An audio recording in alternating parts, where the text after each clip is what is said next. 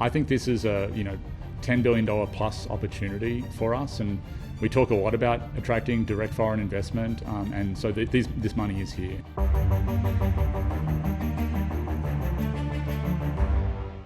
Welcome to The Business. How can your call for Australia to host Southeast Asia's data centres be anything but a pipe dream, given Australia's higher labour costs, barriers to investment, layers of regulation, not to mention lack of proximity? Australia has a whole bunch of natural resources, and one of those is, of course, abundant energy, clean energy. The other one is a stable rule of law. In this increasing world of geopolitics, our access to cutting-edge chips at the behest of the United States is an advantage for us. And surprisingly, we are very competitive on the cost of building data centres in Australia, and we have the depth of the talent market that's required here. There are some things we do need to improve, like the speed of approvals needs to change. And of course, we need to grow our green renewable energy and the size of the grid in order to take advantage of this opportunity. But really is a once-in-a-generation opportunity for Australia. As you say, the green energy transition is an issue. Australia is struggling with that at the moment. Australia is also struggling to build housing. What should Australia's priority be, or can it do them all at once? The thing about a clean energy transition and powering data centres with our grid is the fact that when a grid is larger, it becomes more stable and it becomes cheaper. So it may seem counterintuitive that the more load you put through an electricity grid, you normally think, oh, hang on, there's more demand, the price is going to go up. But what happens is, as the grid gets larger, it becomes more stable, there's more points of access putting energy in, more pulling out. And so the grid can actually become cheaper the more things you connect to it. So a grid that powers more data centres in addition to the electricity needs of the nation is going to be more stable and cheaper. On the housing side of things, I talked about how we can improve permitting using technology.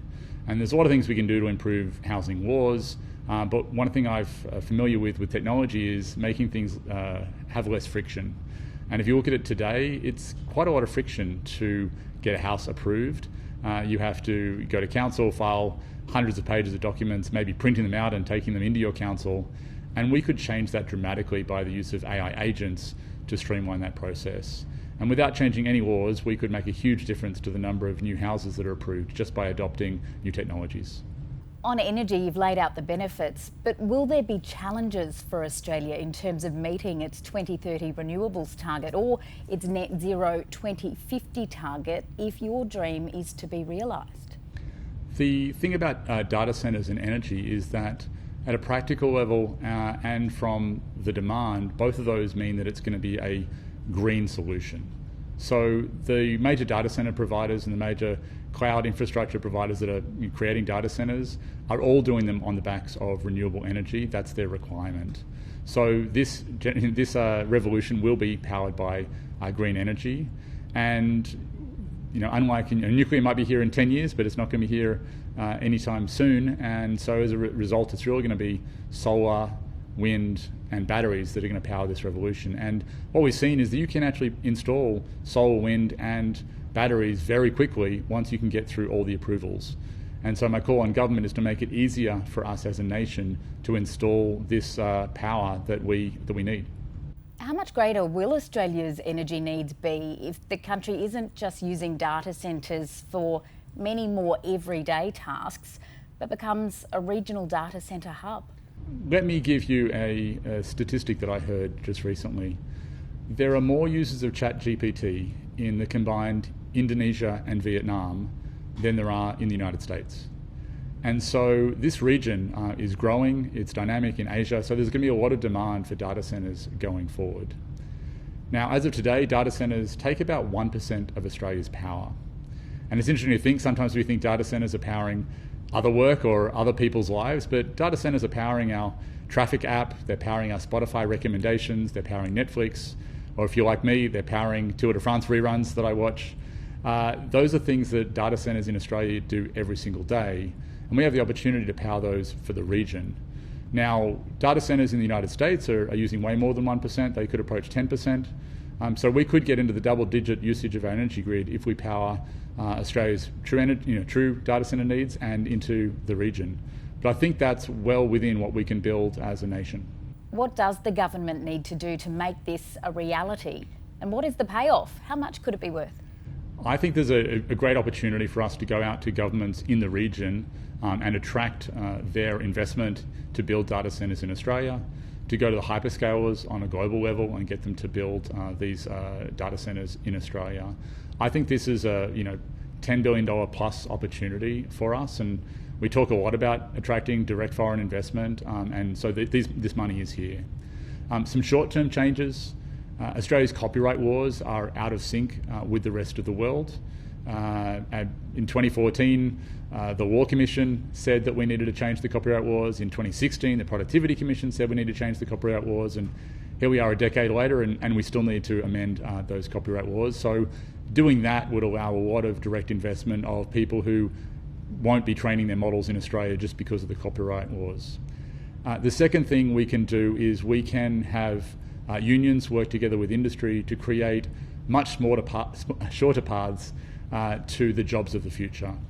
And so today it might be a 4-year electrician or 4-year apprenticeship to become an electrician, but to build a data centre and all the things required in a data centre might only take 6 or 12 months worth of training. And if you're someone that is retraining from another job, maybe you worked in a call centre and you want to work in building data centres, many of those people can't afford 4 years out of the workforce for training. And so together with unions, we want to create these tech trades or digital apprenticeships in order to make sure people are working the jobs of the future faster. Have you run this idea by Robin Cooder from AirTrunk? And if yes, what did he tell you? Robin and I haven't talked directly on this topic. I have talked with other data centre providers in Australia and beyond. This is where I find it very interesting that Australia is so competitive on a global level.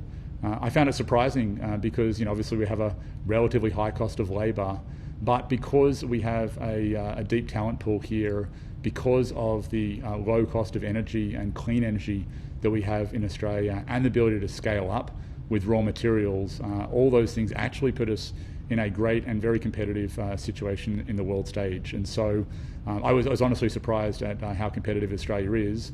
Again, we just need improved planning approvals to move faster, both on the energy and approving of data centres. You're one of a select number of invitees to the government's Economic Reform Roundtable. How much consideration do you believe this idea is likely to get at that forum?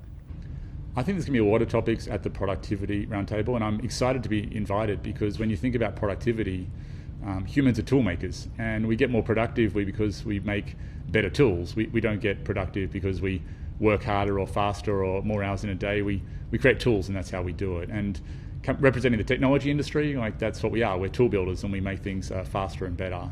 And so I hope that all the ideas I have, data centres, as well as ensuring government can use technology in their provision of goods and services, as well as reducing regulation and red tape for us to take advantage of the new technology. I think a lot of these proposals should get a good hearing at the Productivity Commission. What reform would you most like to see get over the line? What would success look like to you? I've got a few asks of government that I think are very straightforward that they could approve. One that I think could really help, which is a pressing issue, is housing. At the moment, there's a lot of proposals about how we could change planning laws, or we could, subsidise housing or give a lot of money for first home buyers. But at a practical level, building or renovating a house is a huge bureaucratic hurdle today. It involves a lot of red tape, a lot of paperwork, and the process is backward because you can't submit your application and then start going and getting builders or buying supplies. And we found too that by the time the council gets back to you with your approval, all the costs of your housing have gone up while you've been waiting. And I think government can use technology. They could use a digital agent and train that agent on every development application that has ever been approved, every development application that's ever been denied, and all the changes between them. And that agent could help approve DAs within a week, or available to the public and tell them within an hour whether you have a likelihood of getting that approval through. And so I think reducing that bureaucratic burden and the red tape involved could dramatically change the number of houses that we build in New South Wales and across the nation. Given you've touched on industry, energy, productivity and tech, what about a carbon tax? Look, I'm not an expert on carbon taxes or carbon pricing credits or anything like that. I'll leave it to economists and other people that are more deeply versed in that to propose or not that solution. Scott Farquhar, thank you for joining me. Thank you for having me.